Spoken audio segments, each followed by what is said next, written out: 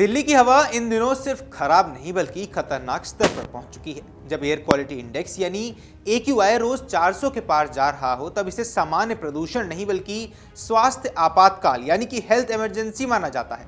ऐसे हालात में सरकार एक खास प्लान को लागू करती है जिसे कहा जाता है GRAP यानी कि ग्रैप। ऐसे में सवाल उठता है कि आखिर ये ग्रैप क्या है, AQI 400 प्लस होने का मतलब क्या है, ग्रैप के तहत असल में क्या होता है और ग्रैप टूटने पर सजा क्या होती है।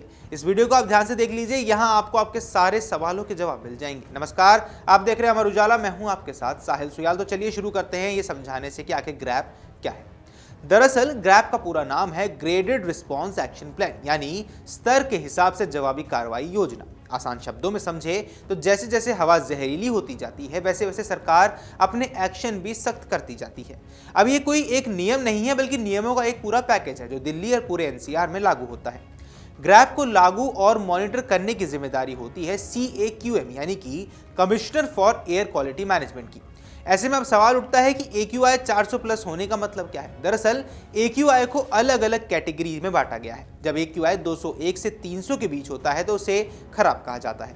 301 से 400 के बीच बहुत खराब, लेकिन जैसे ही AQI 401 से ऊपर चला जाता है वो कैटेगरी बन जाती है सीवियर यानी गंभीर। और अगर यही AQI 450 को पार कर जाए तो स्थिति कहलाती है सीवियर प्लस यानी सबसे खतरनाक स्तर।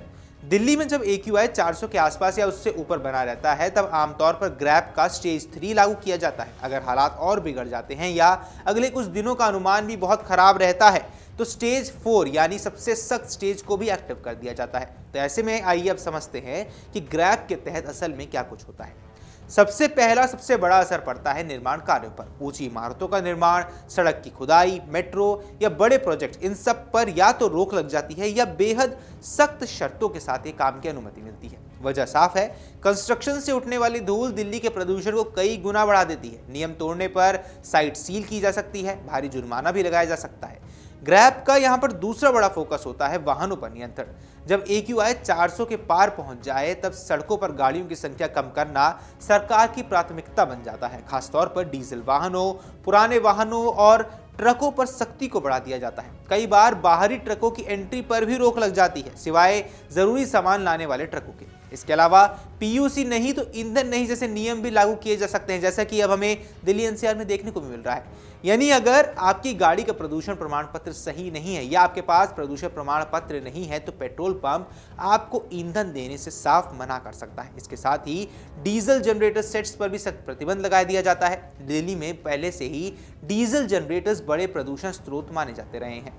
ग्रैप के दौरान इन्हें सिर्फ इमरजेंसी सेवाओं जैसे अस्पताल या जरूरी इंफ्रास्ट्रक्चर के लिए ही चलाने की अनुमति होती है। इंडस्ट्रियल एरिया में भी कई फैक्ट्रियों और हॉट मिक्स प्लांट जैसे प्रदूषण फैलाने वाले कामों को अस्थायी रूप से बंद कराया जा सकता है। और एक और अहम नियम होता है, कूड़ा, पत्ते या किसी भी तरह की चीज को खुले में जलाने पर जीरो टॉलरेंस अपनाई जाती है।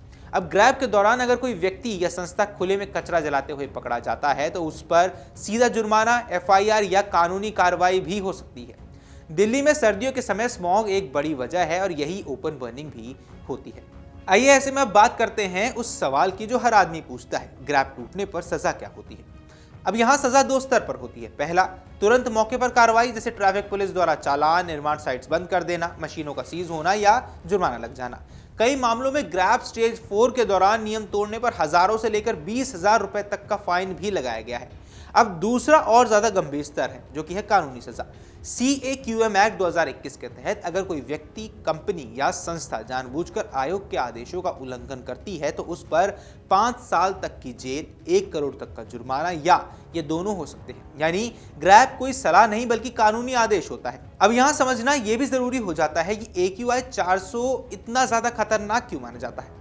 इस स्तर पर हवा में मौजूद PM 2.5 जैसे सूक्ष्म कण सीधा फेफड़ों और खून में प्रवेश कर जाते हैं। इससे आंखों में जलन, सांस लेने में तकलीफ, सीने में जकड़न, अस्थमा अटैक, हार्ट स्ट्रोक और बच्चे बुजुर्गों पर गंभीर बीमारियों का खतरा कई गुना बढ़ जाता है।